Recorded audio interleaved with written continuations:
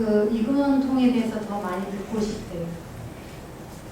네, 예, 저희 페이스북이나 저희들 홈페이지는 이근원통에 대한 본문을 하려고 오랫동안 해왔습니다. 지금까지. 지금 이제 이근원통 수행에 대한 이야기를 할 때 어떤 분들은 그것이 수수한 가르침인데 벌써 이야기를 이렇게 그것만 떼놓고 이렇게 하느냐 이렇게 반문하시는 분도 있다. 이 법문을 해야 되겠다는 생각을 30년 전에 했는데 그때는 제가 이 언어를 어떻게 하면은 다른 분들이 알아들을 수 있게 할까 하는 생각으로 쉽게 나서지를 못했다. 조금씩 법문을 설하면서 여기까지 왔다. 그래서 이 부처님 가르치면은 근기 따라 받아지니기 때문에 최상승의 법을 설해도 알아들으시는 분도 있고 알아듣지 못하는 분도 있고 그렇기 때문에 각자가 근기 따라 받아지는 거라고. 그래서 부처님의 진실한 원통 도노의 가르침은 단 한마디로 끝나는 거라고. 이렇게 이 단 한 소리 가지고 바로 모든 것을 다 드러내놨다고, 진리를. 이렇게 해서 알 수 없다고 가르쳐 달라고 많이 조른다고. 그래서 청정광명 도노각성 소리 음성 들음이라는 말도 많이 했다고. 그래서 여러분들이 이 소리 들음에 대한 관심을 가지기만 하면은 반드시 빠르게 지혜가 개발되고 공부를 제대로 할 수가 있다고. 세상에 성공하는 사람들도 말 많이 하는 것보다도 듣는 걸 잘하는 사람이 성공하고 출세한다고. 말하는 것은 60과 70을 써서 하는 것이고 듣는 것은 다만 듣는 것은 50과 80을 쓰는 것이라고. 그렇게 엄청난 차이가 있다고. 말을 하려고 그러면 생각을 일으켜야 된다고. 진리를 가르쳐 주기 위해서 말로 표현하는 것은 굉장히 어려운 일이라고. 깨달은 사람들이 중생들이 이해할 수 있는 언어를 쓰기 위해서 시대마다 다르게 말씀을 한다고. 그러나 깨달은 공부를 하는 분들이 말부터 먼저 하게 되면 60과 70을 써야 되기 때문에 부처님 공부하고는 반대로 가게 된다. 그래서 성가에서는 늘 말을 한다고. 67을 쓰지 말고 58을 써라. 만약에 이 말을 이해가 된다면 부처님 공부 이근원통 수행하기가 쉽다고. 소리를 들을 때 소리를 듣고 뜻으로 이해하려고 하면 안 된다고. 자의식으로 들으려고 해서도 안 된다고. 그냥 들으시면 된다고. 그렇게 해서 이 공부를 해나가는 거라고. 그래서 이 초문 중에 이근원통 수행은 이성의 모든 수행을 뛰어넘는 수행이라고. 그래서 가만히 듣기만 하면 된다고. 어디서부터 출발해야 될지 모르니까 바닷가에 가서 해조음 소리를 들어보라고 했다고. 처음에는 바닷가의 해조음 소리를 듣고 시작하지만 우주와 자기 내면에는 무수한 차원의 해조음 소리가 있다고. 그래서 마지막에 부처님 깨달음의 묘음의 해조음 소리를 들으셔야 된다고. 그 소리를 들으려고 어디로 갈 필요가 없다고. 그 묘음의 소리는 지금 우주에 꽉 찼고 내 내면에 꽉 찼다고. 내 마음 안에 전체가 묘음의 소리로 가득 차 있다고.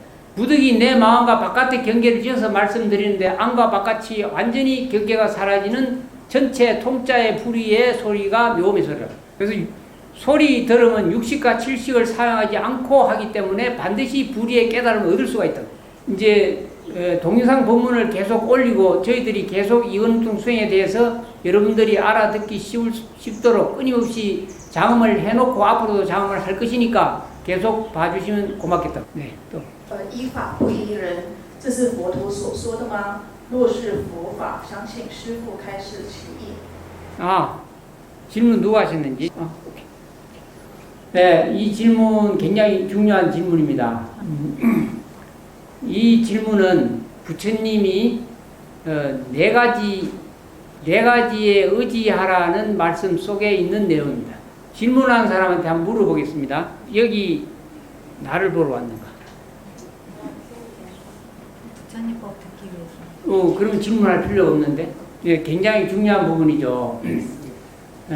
반드시 법에 의지하라.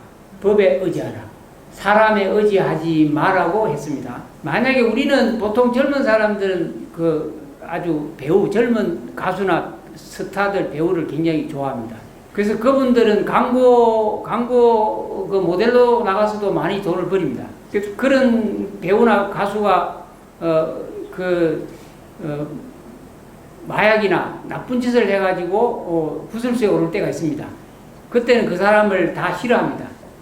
사람을 좋아하는 것은 그 사람의 인품에 있습니다. 아무리 잘나도 인품이 없으면 그 사람 싫어하게 됩니다.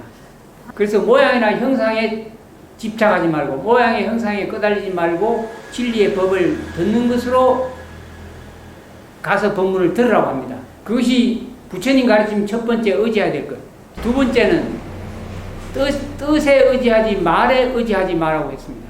관세음보살 본품에 보면은 나무 관세음보살 칭명을 하면은 모든 것이 해결된다는 이야기가 있습니다. 뜻을 알지 못하고 오랫동안 연부를 하시는 분들이 있습니다. 나무아미타불도 마찬가지입니다. 물론 진언은 미묘한 혜택을 주지만 반드시 부처님 가르침은 말로서 할 것이 아니고 그 뜻을 새겨야 됩니다. 뜻을 새겨서 뜻을 알지 못하면은 그 깨달음이 온전하지가 못합니다. 그리고 오랫동안 열심히 연구를 하면서 그 뜻을 헤아릴 줄 알아야 됩니다. 그래서 그렇게 해야지만 원만한 깨달음으로 향할 수가 있습니다.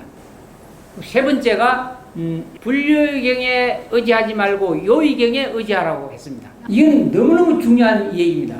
부처님 가르침이 84,000 가르침입니다. 그 84,000 부처님 가르침은 다 제목이 있습니다. 그 제목을 보면 그 경 내용을 우리가 짐작할 수가 있습니다. 물론 깨달음 얻은 분은 어떤 경전이라도 요의경이 될 수가 있습니다. 근데 깨달음을 얻는 과정에 있어 수행하는 분들은 결국은 반드시 요의경으로 이 깨달음의 공부를 마무리 지어야 됩니다. 모든 경전이 요의경을 향하게 하기 위한 불요의경입니다. 성문영각 보살 일성.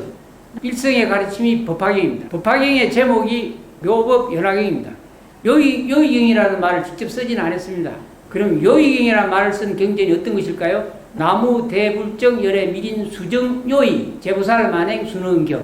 능경이 바로 요의경입니다. 능경을 펼치면 모든 경전을 완벽하게 다 집합해가지고 만들어놓은 백과사전이고 법화경에 부족한 모든 것을 다 알려놓은 경전입니다. 그래서 수행자는 최종적으로 반드시 불요의경을 내려놓고 요의경에 의지하라고 말씀하셨습니다. 그래서 반드시 모든 경전을 보신 분들은 반드시 능경으로 해양을 하셔야 됩니다. 네, 그래서 능경은 불법이 멸할 때 제일 먼저 사라지는 경이 능경이라고 합니다. 능경 경책이 사라지는 것이 아니고 능경을 설하는 선지식이 없어진다는 얘기입니다. 그래서 여러분들 특히 우리 이제 스님들과 이 법문을 들으시는 이원운동 수행 법문을 들으시는 분들은 반드시 능경을 수지 독송하시기 바랍니다. 능경의 비밀은 요의의 비밀은 너무너무 많습니다. 그 능경 공부를 꼭 잘 하시기 바랍니다. 그래서 네 번째, 수행하시는 모든 분들이 굉장히 헷갈리고 혼란스러운 부분입니다. 지혜에 의지하고 식에 의지하지 마라. 진리의 세계에서는 식으로서 머리를 써서 식을 쓰면은 공부에 도움이 안 됩니다. 중생의 식은 바로 무명의식, 자아의식입니다. 착각으로 올바르게 인식하지 못하는 것을 분별 판단하고 실제인 양 여기면서 생각하고 사는 세계가 바로 무명의 세계, 6, 7식의 세계입니다. 그렇다고 생각하고 헤아리지 말라는 얘기가 아닙니다. 식을 써대 속지 말고 반드시 바르게 분별하게 살아라. 바르게 살면 어떻게 해야 될까? 바로 부처님 가르침 따라 살아라. 허망한 세계를 실제로 있는 양 착각하고 살면은 그것이 바로 식심을 쓰고 사는 세계다. 그리고 식을 쓸 때는 반드시 바르게 정사유 부처님 가르침 따라 바르게 사회에서 사용하라. 직심을 쓰고 식심을 쓰지 마라. 통짜로 불의의 마음으로 사용하라. 우리는 분리된 존재가 아니고 통짜, 둘이 아닌 한 마음의 존재이기 때문에 분별 쓰는 것 자체가 우리는 진리를 훼손하는 것이다. 두서없이 답을 했습니다. 우리 앞에 선생님들이 딱 버티고 있으니까 말이 잘 안 나왔어.